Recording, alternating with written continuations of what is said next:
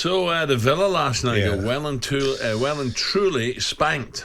What'd you make of it? You know what, Al? I think people will look at it and say, "Oh, you give up before you turned up." But Aston Villa have got Brentford at home on the weekend. They've got next Thursday European side against Lille. Big games. They should beat Lille.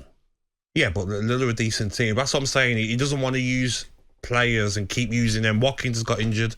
McGinn was suspended. We've got a lot of injuries as well. So he's probably thinking, you know what? This is a game against Manchester City where you're not expected to win. Going to be a tough game. Let's rest players for the next big 2 games coming up. And Arsenal did it. Manchester City did it. No Haaland and De Bruyne. So you can't really have anything to say against the manager. He's probably looking at Manchester United in 6th and thinking, well, they'll probably end up losing tonight themselves anyway. Can they catch us? Our United expert and Chelsea expert, Stewie, the Oompa Loompa, he said United will beat Chelsea tonight. I went, Stewie, are you sure? I said, do you watch any football? I don't think so. I think Chelsea beat them last week. Yeah, terrible. Dear, oh dear. But Al, teams have to rotate because I was having a chat with Ollie outside, and if you have a squad of, say, 22, what's the point having, them 11 players that aren't starters if they're not good enough? They're at the club because they're good enough. This stage of the season, you've got to rotate.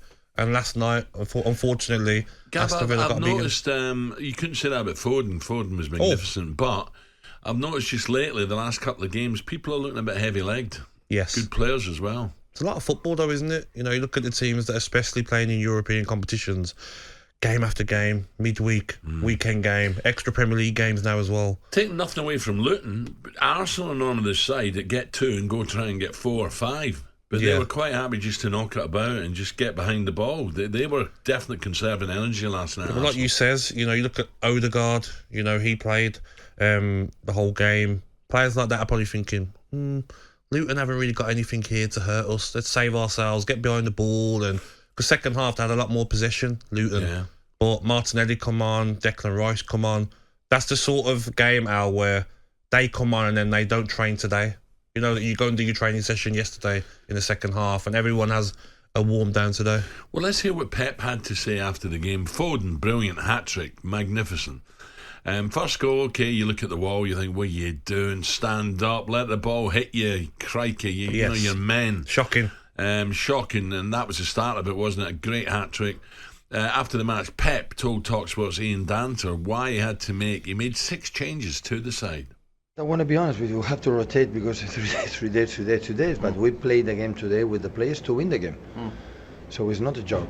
So Erling and Kevin could play and the other player rest, for example, Bernardo, the other one. So, but when Erling come for many minutes and Kevin come for an injured 95 tough minutes against Arsenal, I didn't want to wouldn't bring energy. Because with this schedule, everyone has to be involved and Mateus make a good moments and always cover rest and not just these 2, another players. So, but we put the team because we believe from the circumstances today was the best, not because I want to rest the special players. And Jack looked like he was enjoying himself there against his old club and he responded well. Really well. Yeah. Aggressive with the ball, attacking. It's not easy attack 6 in the back. They defend so deep and it's no difficult, quite similar Arsenal we found. Today we can see a lot of transition. This was the problem today. Yeah, there you go. So no Haaland, no De Bruyne. You see De Bruyne sitting there, sort of, uneasy. He wants to play all the time, doesn't he? Yeah, players. Haaland was laughing. He was giggling. He's not bothered. Players want to play, don't they? But I have noticed De Bruyne in his last few games, he hasn't looked sharp. He's looked a bit leggy. Liverpool game, he got brought off. He wasn't happy. Yeah. Against Arsenal, didn't really make anything happen.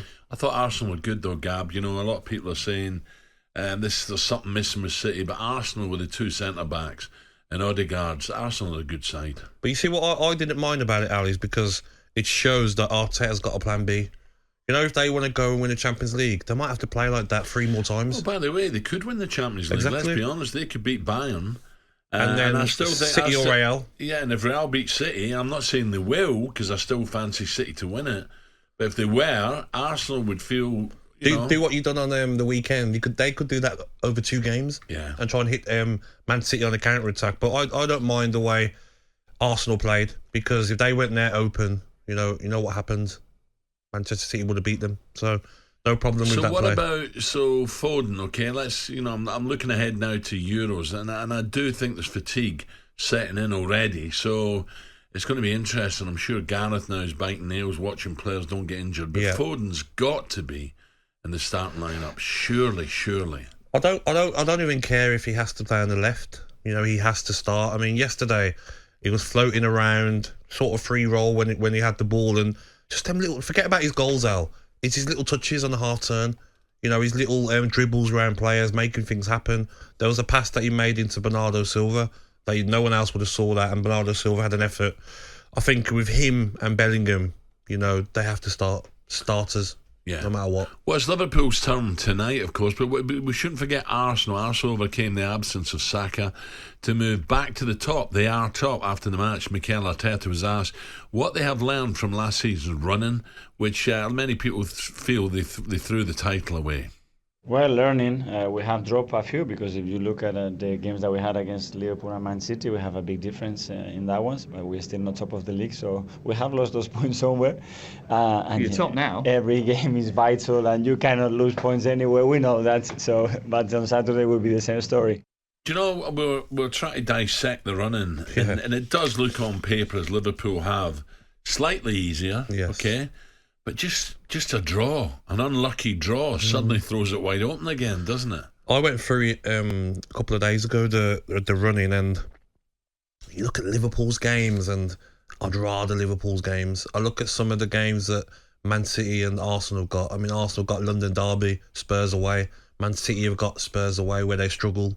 There's still some games where all teams can drop points, but Liverpool, I look at Liverpool's. They got Goodison. I'm not saying the record. Everton's record's not great, but Everton are beginning to fight now. Do you see them at St James's Park? Yes, exactly. We're all at it. And I looked at Arsenal. They've got second last game is Manchester United away, and Manchester United will turn up against the big teams, and their season might be over. Well, so the pressure's off. I to be honest, I wouldn't rely on United doing anything. No, not doing anyone a favour. And I read in the paper today, Ten Hag saying to Sir Jim Ratcliffe, by all accounts, leave me alone, don't interfere. And I'm like, ooh, steady. I can't see him lasting now.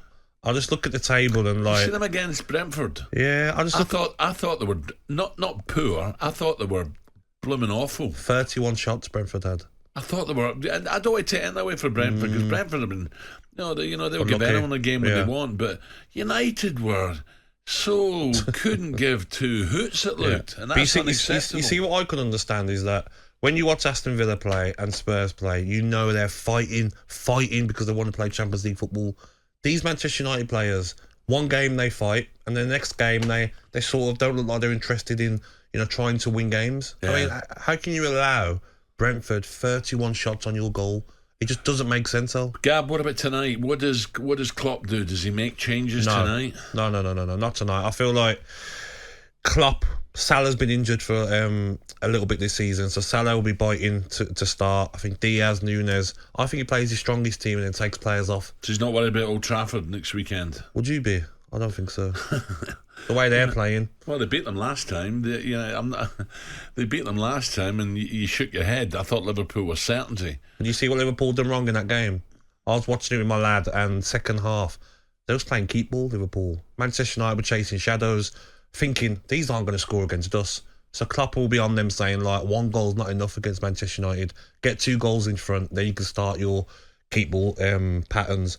But I think tonight, he'll go strong and then maybe take players off. We want to hear from you this morning. Who's your favourite for the title now? Has it changed after watching performances last night? Probably not. Give us a call, 03717 22 3344. Don't forget, we bring you 2 more live and exclusive commentaries from the Premier League tonight. So Liverpool against Sheffield United, talkSPORT exclusive, and Chelsea against Manchester United, talkSPORT 2 exclusive as well. talkSPORT Breakfast with Alan Brazil. Thursday and Friday morning, 6 till 10. On AM, on DAB, via the talkSPORT app and on your smart speaker. talkSPORT.